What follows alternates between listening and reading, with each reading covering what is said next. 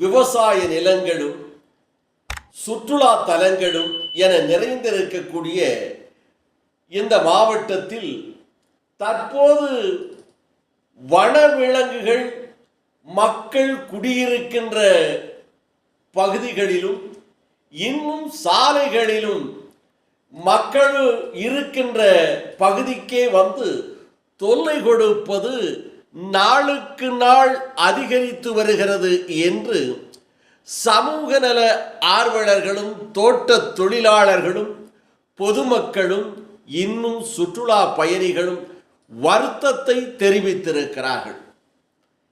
வனவிலங்குகள் என்று சொன்னால் வனங்களுக்குள்ளே வாழக்கூடிய விலங்குகள் தான் அது.